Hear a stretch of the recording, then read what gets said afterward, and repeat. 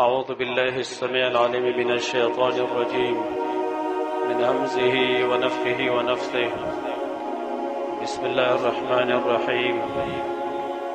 يا أيها الناس اتقوا ربكم إن زلزلة الساعة شيء عظيم يوم ترونها تذهل كل مرضعة عما أرضعت وتضع كل ذات حمل حملها وترى الناس سكارى وما هم بسكارى ولكن عذاب الله شديد.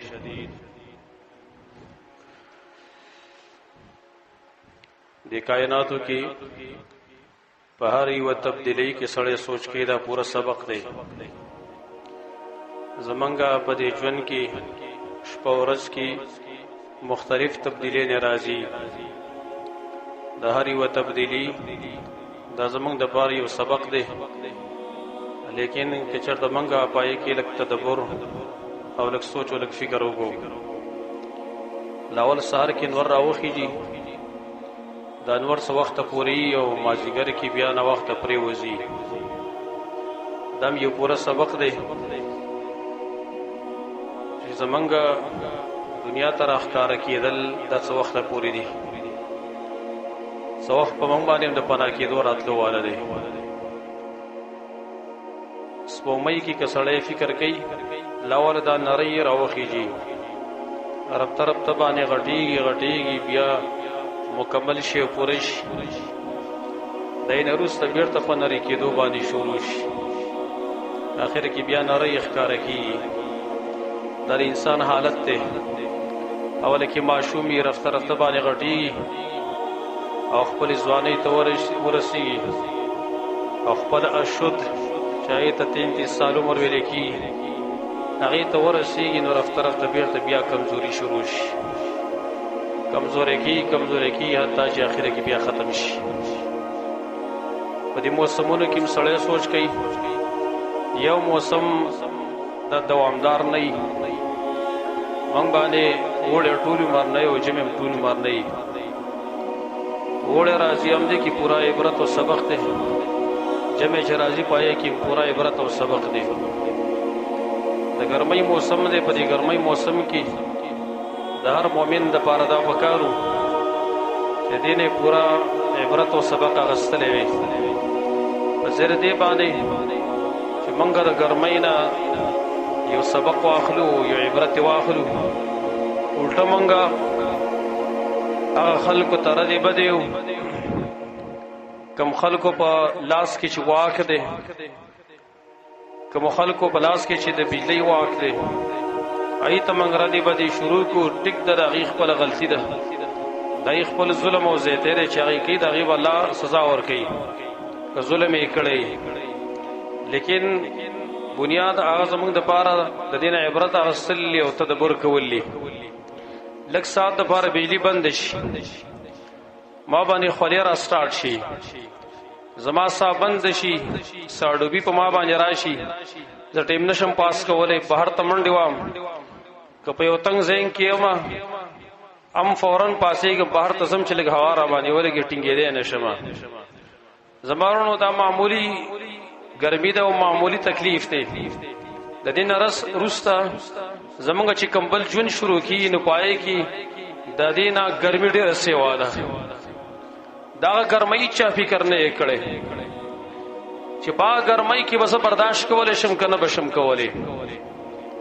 زبارونو دا دی موقع پا مناسبت بانی نن پا دی خطبہ کی منگا دا آخرت احوال لسی مختصر شانتا بیانو چی لگ سا احساس و لگ سا ترک پر ازنو کی پیداش اور دا احساس ہم بدے وجہ بانی ہوکو چی زگورم بلکہ تاسو ٹول بگو رئی چی در رمضان دا تیریدون روستا زمان پا عام جمعتون بانی پا منزنوں کی درس کی ذکر و تلاوت کی دیر زیاد کمی محسوس شوے دے خپورا اثر پریوتے دے او پس وجہ باندے پدے وجہ باندے چی گرمی دا شپیلنڈی دی خوب نپورا کی گی دائی پا وجہ باندے دے 3 کار منگ پری خودو حال دار ہے چیز منگ دی خبر تے پی کر نزی دینا بلا غٹا گرمی وان باندے را روانا دا منافقان چی منافقان با جہاد بیدان تنت دا پدے وجہ باندے چې خلکو ته به ویل لا تنفروا فی الحر.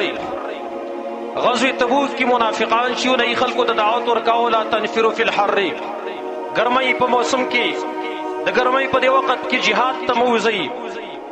الله رب العالمین دا یې جواب کوي قل نار جهنم اشد حرا.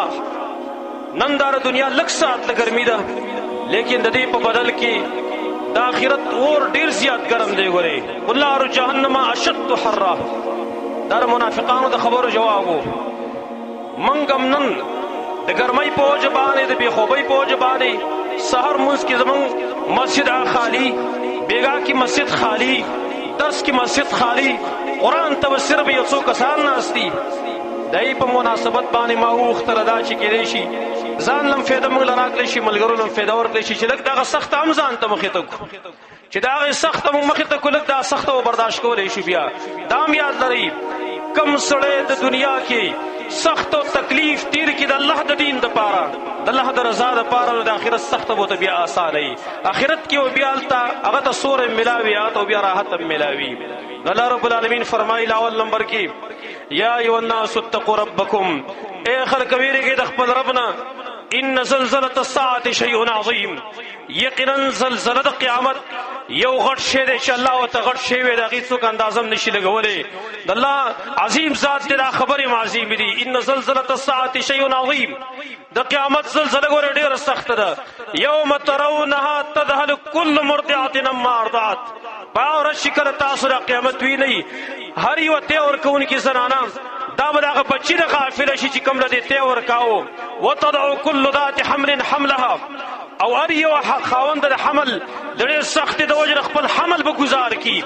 وتر الناس سکارا، خلق به ته ویني چې ټول به نشه نشئ. وما هم بسکارا ولکن عذاب الله شدید، دا خلق حقیقت کې نشه نه دی لیکن د رب العالمین عذاب ډېر زیات سخت دی. د هغې د وجې نه خلکو دماغ یې خراب کړي دي. زمانو دا حالات مخې ته موږ ته را روان دی. دا زما د رب وینا ده، دا د عام یو کس وینا نه ده، که څوک مني او که نه مني دا د نور په شان ته روښانه ده، بلکل راتلو واله ده. بلکې ورځ د قیامت باندې الله رب العالمین داسې حالات جوړوي. حدیث صحیح کې راغلی، امام بخاري او امام مسلم نقل کړی، یقبض الله الارض یوم القیامة ویطوی السماء بیمینه. الله رب العالمین به دا ځمکه هم راونغاړي او اسمان به په دې خپل ښی لاس کې راونغاړي. ثم یقول انا الملک این ملوک الارض، بیا به وایي چې زه بادشاه یم، هغه د ځمکې بادشاهیان چېرته دي. او بل روایت کې راځي الله به وایي این المتکبرون این الجبارون، او متکبرین خلق جبارین خلق چرته دی ورسره مخې ته شي. زما وروڼو بیا زمونږ چې الله ته پیشیم کېږي نو په هغه حالات باندې به کېږي چې په کوم حالات باندې موږ وفات شي. حدیث مسلم کې راغلی، نبی صلی الله علیه وسلم فرمایي یبعث کل عبد علی ما مات علیه، هر یو بنده چې الله ته پیش کېږي په ورځ د قیامت په هغه حالات کې چې په کوم حالات کې د هغه نه ساه ختلې ده. دا حالات مخې ته موږ ته را روان دي. در قرآن کریم کې الله رب العالمین فرمایلی دی یوم تبدل الارض غیر الارض والسماوات وبرزوا لله الواحد القهار. په ورځ چې ځمکه وبدل شي بغیر د دې ځمکې نه او اسمانونه هم بدل شي، خلق په یو صفا میدان باندې الله رب العالمین ته ودرېږي. په صفا میدان باندې به الله رب العالمین ته ودرېږي. وبرزوا لله الواحد القهار، ټول به الله ته په ډاګه باندې ودرېږي. یهودی راغی نبی صلی الله علیه وسلم ته وی و یا رسول الله یا محمد، قرآن کې چې الله وایي چې یوم تبدل الارض غیر الارض، ځمکه و بدل شي بغیر د ځمکې نه، اسمانونه هم بدل شي. کله چې دا ځمکه بدلیږي نو کوم ځای کې به خلک ولاړ، دا خلک به چېرته ځي؟ نبی صلی الله علیه وسلم تو فرمایل دا یو بله مرحله خطرناکه، وایي دا به په پل صراط باندې په توره تیاره کې دا ټول خلک جمعي. په پل صراط باندې لاندې جهنم دی، بره تکه توره تیاره ده او خلک به پای باندې الله را جمع کړي او ځمکه وبدل کړي. او دا ځمکه به څنګه بیا بدل کړي؟ نو بل حدیث کې راغلی نبی صلی الله علیه وسلم فرمایي یحشر الناس یوم القیامة على ارض بیضاء عفرا، دا خلق به په ورځ د قیامت باندې الله رب العالمین را جمع کړي په ځمکه باندې چې هغه به سپین او خړ رنګې شانته وي، کقرصة النقي، په شانته د هغه ککوړي د میده وړو، لکه میده وړو د هغې نه چې کوم ککوړ او کوم ډوډۍ جوړه کړلی شي، ليس فيها علم لاحد چې پای کې به د هیچا څه نښه نه وي، نه څه آبادي، نه څه ډېرکۍ، نه څه د ونې سوری، هېڅ شی به نه یو صفا میدان، صفا او ستره میدان. په دې کې به ټول خلک الله ته جمع کي. نن ګرمي سخته شي، زه د سوري د لاندې شم، پکې د لاندې کېنم، چېرته د ونې د سوري د لاندې کېدم، چېرته د آبادۍ د سوري د لاندې کېنم. نبي صلی الله علیه وسلم فرمایي لیس فیها علم لاحد، د هېچا په کې څه نښه مخه څه اثر به پکې نه وي.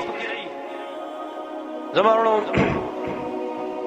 او په دغه ځای کې چې کله خلک په دې صفا میدان کې ودرېږي، او قرآن کې ډېر آیاتونه کې راغلي دي لا ترى فيها عوجا ولا امتا، نو پکې ته څه کوږوالی ویني، نو پکې څه ډېرکۍ مېرکۍ دي. او قرآن نه نور هم ډېر شي آیاتونه معلومه ده چې دا خلک به په یو صفا میدان باندې الله ته ولاړ وي، آبادۍ نه آبادۍ نه نشته. او اوس د نور څه حالات دی، د نور څه حالات دی. نور نن سبا تاسو ته پته شته د ساینسدانانو خبره ده، والله اعلم چې هغوی به څنګه رښتیا وایي که دروغ به وایي. ور ساینس والا خبره دا ده، تاسو ته معلوم هم ده چې اوس وایي دا نور د دې ځمکې نه څومره لرې دی، 9 کروڑ 30 لاک میل دا د ځمکې نه لرې دی. 9 کروڑ 30 لاک میل دا اوس په دنیا کې نور د دې ځمکې نه لرې دی. او حدیث مسلم کې راغلی نبی صلی الله علیه وسلم هغه فرمایل تتنى الشمس يوم القيامة من الخلق حتى تكون منهم كمقدار ميل. نور با پورز قیامت را نزدیک لیش دی خلقو تا تر دې چې خلقو ته به د 1 میل په فاصله باندې د 1 میل په مقدار باندې هغه راورسیږي. سلیم ابن عامر دې فرمایي وای ما ادري ما یعنی بالمیل، ما ته پته نشته چې په دې حدیث کې د میل څه مراد دی. مسافت الارض آیا د ځمکې مسافت دی مراد دی چې معروف میل دی، او المیل الذي تکحل به العین، او کنا هغه سلیتی مراد دی چې په کوم باندې خلک سترګې توري. دا معلومات ما ته نشته. کار یو شي که دا معروف میل شي او که د سلی په مقدار باندې شي، زبارونو په خپله تاسو اندازه لګولی شي. چېرته 9 کروڑ 30 لاک میل، چېرته 1 میل او 9 کروڑ 30 لاک میل نور لرې دی. لیکن زه د جون جولای په میاشت کې زه پکې ته نشم ټینګېدی چې بیا بیجیم لاړه شي، او بیا خاص کر په ښاریو کې نو په ما باندې ساړوبي راځي. زمانو کم یو مؤمن دا فکر کړی دی چې نن د جون جولای په میاشت کې ښاریه کې زه په دې وخت کې نشم ټینګېدلی او زما ساعت بندېږي، زه به د 1 میل فاصله په نور کې څنګه برداشت وکړم هلته. او بیا هم داسې نه چې ګنې خلک کم دی، اولین او آخرین ټول را جمع شوي، جقه جوقه جوړه ده. او بیا نبی صلی الله علیه وسلم فرمایي فیکون الناس علی قدر اعمالهم فی العرق، خلق به بیا په مقدار د خپلو عملونو باندې په خولو کې ډوب دی. نن د پکې د لاندې زمانه خولیزي ورئ په مقدار د خپلو اعمالو به هغوی په خولو کې ډوبي. فمنهم من یکون الی کعبه، څوک به د پړکو پورې په خولو کې ډوب ولاړي. ومنهم من یکون الی رکبتیه، څوک به د زنګلونو پورې ولاړي. ومنهم من یکون الی حقویه، څوک به د بړو پورې په خوله کې ډوب ولاړي. ومنهم من یلجمه العرق، او بعضې هغه خلک به وي چې دا خولې به د دې وښکو ته را رسېدلي او داسې به لکه چې واګې ورته اړتلي دي، واګو په شان ته د خولې ته به یې اړم شوي وي. او نبي صلی الله علیه وسلم وایي واشاره الی فیه، د خپلې خولې ته اشاره وکړه چې دیزې پورې به خولو کې ډب سړی ولاړ وي. یو روایت د بخاري کې راغلی دی او د مسلم کې ان العرق یوم القیامة لیذهب فی الارض 70 باعا، د انسان نه په ورځ د قیامت د محشر په میدان کې خوله دومره زیاته لاړه شي، دومره زیاته چې 80 وازې دې ته وازه ویل کېدی، دا دولې چې دا دې ته 80 وازې دومره به دا خوله لاندې لاړه شي، دومره به دې سړي د خوله ځي. بیا لاندې ځمکه چې کوم ده نو هغه مړه شوه، 80 ګزه یا 2 یا 80 وازې دا لاندې ځمکه لمده شوه، نو بیا خوله لاندې نور نه جذب کېږي، په خپله باندې به سر ته به راخېږي بیا. او بیا نبی صلی الله علیه وسلم فرمایل چې خوله به رسېږي د چا خولې ته او د چا غوږونو ته.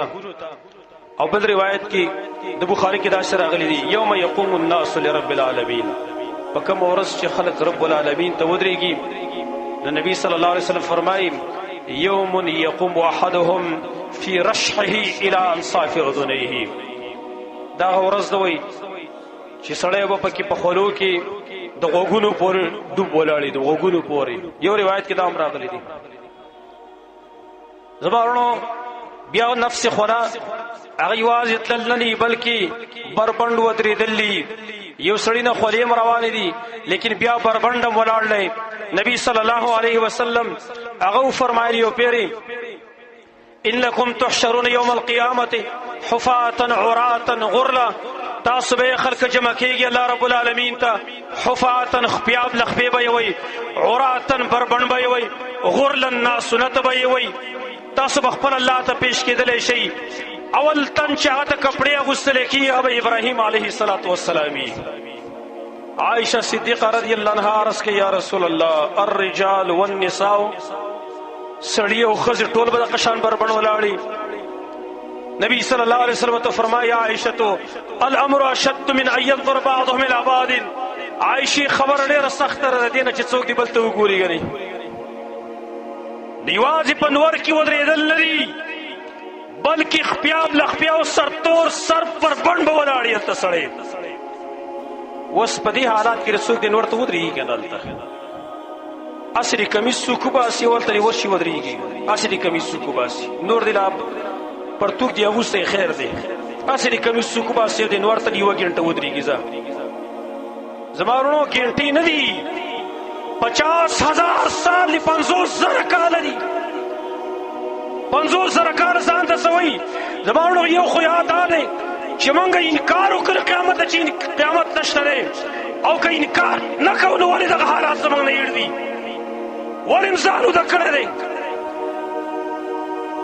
زما وروڼو که موږ یې منو او که نه منو دا حالات په باندې را روان دی. زما وروڼو او بیا وګورئ د چا ژوند هلته ډېر سخت دی. د چا ژوند ډېر سخت دی په قیامت کې بیا د محشر میدان کې. الله فرمایي ومن اعرض عن ذکري فإن له معیشة ضنکا ونحشره یوم القیامة اعما. چا چې زما د ذکر نه اعراض کړی زما د کتاب نه اعراض کړی دی دا به تنګ ژوندي موږ به قیامت کې د محشر میدان کې ړوند راپاڅو. قال رب لم حشرتني اعما، یا الله ولې دې ړوند راپاڅولم وقد كنت بصیرا، زه خو بنا وم ما خو هر څه لیدل. الله ورته وایي كذلك اتتك آیاتنا فنسیتها وكذلك اليوم تنسى. دغه شان تاته زما آیاتونه راغلي زما قرآن راغلی او تا یې کړي ته هم نن نه یېر کړلی شي. نن زه د سهار جمع دې لپاره پرېږدم چې ګرمي ده زما بېخوبي ده. زه قرآن ته په دې وجه نه کښېنم چې یاره بېخوبي ده ګرمي ده هلته. زما وروڼو دا خو لږه بېخوبي ده چرته یوه ګنټه 2 ګنټې خو بېخوبي به څه وکړم لیکن د قیامت بېخوبي د هغې څه انتها نه ده معلومه. دا یې خو بیا څه انتها هم نه ده معلومه. نو سړی په سخته کې بیا دومره یو حدیث کې راغلی دي چې جهنمیان به دومره ډېر وجاړي چې وایي که د هغې په اوښکو کې کښتۍ روانه کړلی شي نو هم به روانه شي او اوښکې به ختمې شي نو په اخره کې به بیا وینې را روانې شي د دې سترګو نه. دغه سختمان ولې ده؟ دې وجه نه باید سلفو به ویل تهجد باره کې به هغې ویل موږ خو یو تهجد در کنار سهار مانځه ته څوک نه راپاڅېږي. سهار مانځه کې چې وګورې په حسابه یو څو کسان ولاړي ټوله شپه به میچ ته شوګیر کړي د کرکټ میچ ته به شپه شوګیر کړي. سهار به زما د الله مسجد او د الله کور دا به خالي پروتي او حي على الصلاة حي على الفلاح د هغې اعلان چې کېږي د هغې به څوک جواب نه ورکوي. نو باید صرف وویل د تهجد باره کې ان قیام اللیل ایسر من شرب الصدید واکل الزقوم. ګوره یاد لرئ نن د شپې پاڅېدل اسان دي د دې نه چې په جهنم کې به سړی ویني زوی د زخمیانو اغس کي او زقوم ور هلته بیا خوري د هغې نه نن د شپې پاڅېدل الله ته اسان دي. ګورې د ماڼو نن دا لږه سخته به تېره کړو لږه سخته نو انشاءالله هلته بیا الله مو ته سوری راکړي. نو په خپله باندې اندازه ولګوئ زما وروڼو چې نن دا لږه شاته ګرمي ده موږ کمزوري خلک یو واقع د دعاګانې به وکړو د الله نه چې الله بارونه وکړي ومانې لیکن مقصود عبرت اخیستل دي چې موږ یې عبرت والو. نبی صلی الله علیه وسلم بیا فرمایلی دي یو حدیث کې راغلی امام احمد مسند کې نقل کړی دی نبی صلی الله علیه وسلم شام طرف ته اشاره وکړه شام طرف ته بل هاونا تحشرون هاونا تحشرون هاونا تحشرون دې طرف ته تاسو را جمع کېدلی شي ځکه شام زمکه د محشر میدان دی او څنګه را جمع کېږي رکبانا ومشاتا وعلى وجوهکم څوک به په سورلو باندې سواری څوک به پیاده رواني محشر میدان ته څوک به په دې مخ باندې رواني په مخونو باندې به رواني تأتون یوم القیامة على افواهکم الفدام تاسو به الله ته پیش کېدلی شي په ورځ د قیامت باندې ستاسو خولې به بندې وي خولې به بندې وي د خلکو اول ما يعرب عن احدكم فخذه اول چې گویا کی په ورځ د قیامت باندې اول د محشر په میدان کې د رب په مخ کې د انسان په اندامونو کې چې اول گویا کېږي فخذه د ورون به گویا کېږي ورون د ورون به خبرې شروع کړي اول په ما ادا کړي په ما ادا کړي بیا به ناباقي اندامونه اليوم نختم على افواههم وتكلمنا ايديهم وارجلهم الله وی نن به موږ د دې په خولو باندې مهر وهو زموږ څه به دي لاسونه دي خپې خبرې کوي په هغه عملونه چې دوی کړي دي زمارنو نن د جون جولای د ګرمي موږ ته یاد ده پکار ده چې په دې کې موږ د آخرت ګرمي ځان ته یاد کړو اوس د آخرت ګرمي اخو سختم ده او ډیرم ده نه د پاره اسباب خوشته کړي چې دغه نه سړی ځان بچ کی نو نبی صلی الله علیه وسلم په یو حدیث کې و قسم خلک ذکر کړی دی چې دا به د عرش رسول د لاندې ناست او بعضی حدیث کې نور راغلي دي نو په ورځ د قیامت د عرش ته سوري د لاندې چې دا به یخ سوري د رب العالمین عرش ته د لاندې به خوش قسمت خلک ناست دا به څوکي دا خوش قسمت خلک په ورځ د قیامت باندې چې د عرش سوري د لاندې ناست او دغه ګرمۍ نه بچي دا به څوکي ان شاء الله تعالی د دې بیان به آینده جمعه کې وو چې کوم خلک وای چې په ورځ د قیامت په عرش سوري د لاندې ناست دي الله رب العالمین دې موږ د قیامت د ګرمۍ نه محفوظ وساتي الله دې موږ د خپل عرش سوري د لاندې زیاره کې اقول قولي هذا واستغفر الله لي ولكم ولسائر المسلمين